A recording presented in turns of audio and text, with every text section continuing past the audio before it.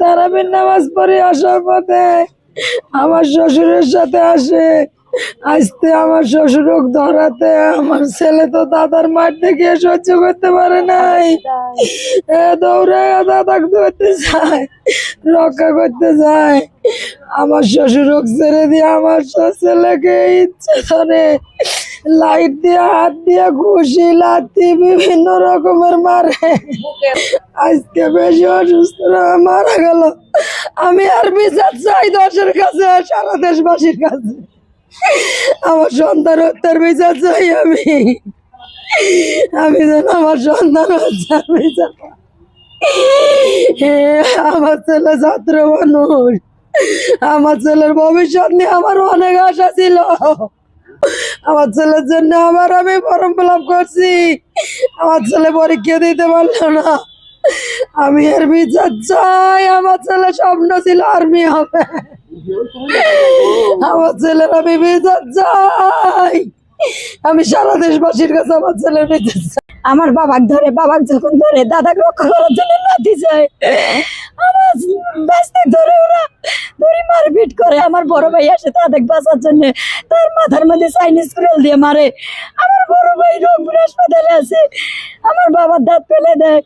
আমার বাঁচতে সেদিন থেকে অসুস্থ। আমার বড় আব্বা মারপিট করে আর কি। এই মারপিট রক্ষা করবার জন্য আমার ভাতিজা আগে যায়, তাকে বিদেশি এত বড় লাইট দিয়ে বুকে পাঁজরে অনেক বেধরম মারপিট করে।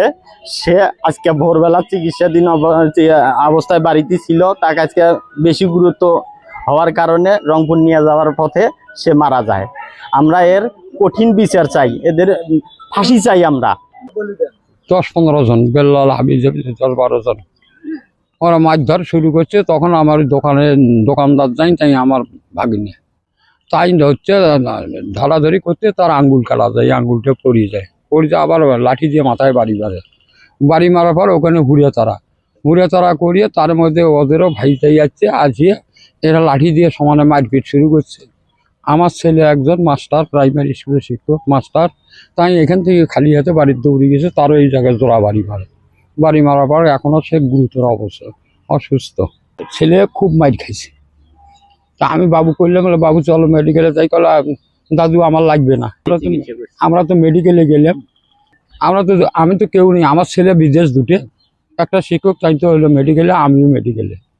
এখন এখানে দেখে কেটা না দেখার পরিপ্রেক্ষিতে আমি কালকে পরশু দিন ঘুরিয়ে আসিয়ে দেখি যে শরীর অসুস্থ।